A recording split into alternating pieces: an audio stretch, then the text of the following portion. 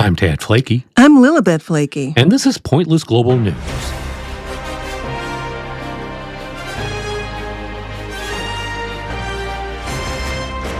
On today's show, a seedy swingers festival invades a sleepy British town. Then, a woman who was dead for 2 minutes reveals what she saw while dead. Finally, do sloths fart? I'll reveal the smelly facts later, but first, come one, come all. Kinky revelers have descended on a sleepy English village for the country's biggest annual swingers festival, sparking noise complaints from conservative locals enraged by the ear-splitting orgasms. Swingathon is taking place this weekend in the town of Allington, 2 hours north of London, and has attracted around 1,000 amorous attendees. That's more than the number of residents who live in the quaint village, which has a listed population of just 897. The 3-day festival of Frisk has tents. It has also pole dancing and foam parties, mobile dungeons, and sex games like butt plug bingo. Sounds like fun for the whole family, right? Well, maybe not the whole family. Anyway, the annual festival began back in 2020, and it's becoming bigger each year, much to the chagrin of locals. We're becoming known as the swingers capital of England just because of this festival, and that's not the kind of title that we want, said one anonymous resident. It's mostly elderly people and families here, so you can imagine them splitting or spitting out their tea when they learned that we were the home of Swingathon. It's usually the talk of the village. Some say let consenting adults do whatever they want to, but I know that there are many that are not pleased that they have chosen here for such activities. He went on to say that it's just a bit seedy and sleazy, isn't it? Afraid it's not really for me. In recent years, residents have publicly complained about an onslaught of loud moaning sounds coming from the site. However, the organizer of the Summertime Sex Festival insists that there's nothing dirty about the event. Contrary to some beliefs, there are no keys and bowls, seedy music, lecherous individuals, or a high level of STDs among this community, Swingathon's Matthew Cole claimed. In fact, individuals within this community are respectful, conscientious, and more likely to practice safe sex or be frequently tested than the average person you might meet, say, in a nightclub. The teams are passionate about normalizing the sexual freedom that alternative lifestyles provide and continue to strive against prejudice and adversity to bring the community a safe and inclusive social, play, and learning experience. Tickets for the Frisky Festival go on sale for about $250, with live music, DJs, workshops, unlimited Kleenex, and demonstrations that are advertised as being set in a safe, inclusive space that celebrates diversity. We won't be going there, Tad. No. No. A woman who was pronounced dead for 2 minutes revealed the shocking discovery of what she saw on the other side. Nicole Muse was lifeless on a hospital bed, officially pronounced dead for 2 minutes, when she supposedly felt pulled from her body and entered a tunnel of light where she was met by blue-skinned beings, she told Need to Know. The 49-year-old artist was in the hospital after losing her baby and was rushed into emergency surgery. But due to complications, she started to go in and out of consciousness. I found myself passing through a tunnel of blue and white light, not a beam, but a corridor that felt alive, she said. Muse, who is from Greece, said that the light had a temperature and tone, almost like music made of water. And she entered a glowing space with luminous colors such as silver, soft violets, and deep radiant blues. It didn't feel frightening. It felt like I was being called home, she said. The chamber was vast, larger than any earthly structure, and everything pulsed gently like a heartbeat, she added, and then I saw them. Muse revealed that she was greeted by blue-skinned beings with human faces similar to the characters in Avatar. 2 towering beings seated on marble-like thrones, shimmering with energy. Their eyes were large and indigo, filled with kindness and recognition, she said. They looked human, but had gentle gills on their cheeks. I remember seeing their fish-like tails rather than legs covered in scales. They were both male and female intertwined and didn't speak in words, but I understood everything they had to tell me, Muse added.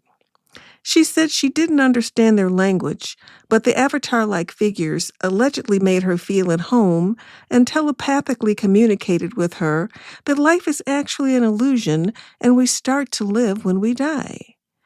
Muse also said they told her that she wasn't meant to have children, and rather she was given a gift to teach people about the other side. I felt more known than I had ever felt in my life. I did not want to leave, she noted. I understood this place, this feeling, and I truly believe it was from the original home from which we all come from. I learned that death is not an end. It's a return to our actual lives. After the minutes, she was pronounced dead. Muse was zapped back into her body, and when her husband, Christo, 65, tried to speak to her, she communicated in a high-pitched tone in an unfamiliar language. It sounded like dolphin clicks. It continued for minutes, which left everyone around us stunned. But I couldn't stop it. It was coming through me, not from me, Muse said. My senses were heightened and I could hear emotion in people's voices as color. I returned completely different, almost reborn. Muse hasn't had any near-death experiences since the incident, but she says she has visions of the blue-skinned figures often.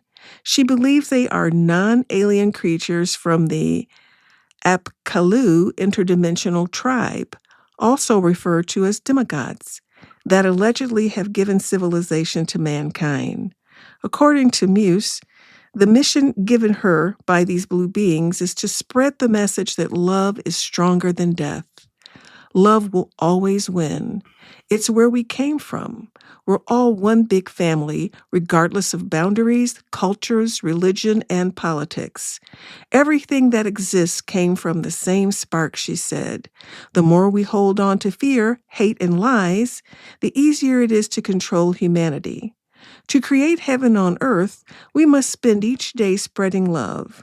I'm no longer afraid of death because I know what's waiting for me on the other side, she noted. It was a beginning, not an end. The other side really sounds awesome. It does, but I think she was just having some Avatar flashbacks, or maybe from an uneventful trip to the aquarium or something. Yeah, the mind works in strange ways, especially in that kind of a situation. It does. Finally, have you ever wondered, do sloths fart? For years, scientists assumed that sloths don't fart, believing the methane produced by their slow digestive system was simply absorbed into their bloodstreams and breathed out through their mouths. But now, researchers have captured what is likely the first ever footage of a farting sloth. The video showing a baby Hoffman's two-toed sloth letting rip in a bucket of water was shared by zoologist and presenter Lucy Cook and wildlife veterinarian Andres Sanz-Brottingham on Instagram back on Tuesday. Yes, sloths do fart, and I may have witnessed the first documented case. Cook told Live Science that the sloths don't fart idea was popularized by biologist Danny Rabiati and researcher Nick Caruso's book, Does It Fart? The definitive field guide to animal flatulence, which highlighted sloths as the only animals or mammals that don't fart. I always thought it was curious that sloths would reabsorb their intestinal gas into the bloodstream and then breathe it back out, Cook said in an email. But the author is a biologist, and her well-researched book was backed by academic references, which I also checked. Brottingham said that, contrary to popular beliefs, sloths are actually very gassy creatures. Sloths are big fermenters and some of the biggest methane producers out there. Some studies even claim that they produce more gas than animals like cows, that is, per kilogram weight of body, and a cow is obviously much heavier, so, they produce much more methane. Sloths are actually so gassy that they can make themselves very difficult to study. They said if you work with sloths, you live with their gas everywhere. X-rays interfering with ultrasounds. It can actually be a huge concern, Brottingham said. They're so gassy that they even use their stomach gas to float when they're in the water. In the wild, sloths mostly live off a diet of leaves, relying on bacteria in their guts to help them break it all down. However, in captivity, their diet is often supplemented with vegetables, which Browningham said makes them even gassier. If you feed them material that's easier to digest, like vegetables, the bacteria party starts up and they just create more and more gas, he said. In this way, gas and the pressure associated with it can be a huge issue. Unlike cows, which belch out most of their excess methane, sloths have an incredibly strong esophagus, which means they can't vomit or burp. But all this gas needs to go somewhere. We learned that placing a sloth in warm water, as in a wet bath, for a short time helps stimulate them to do their business and let all that gas loose. And if you're wondering what sloth farts smell like, Browningham described them as silent but deadly. And that's going to be a wrap for another Pointless Global News. Be sure to follow us wherever you get your podcasts. I'm Tad Flaky. I'm Lilibet Flaky. Stay pointless, my friend.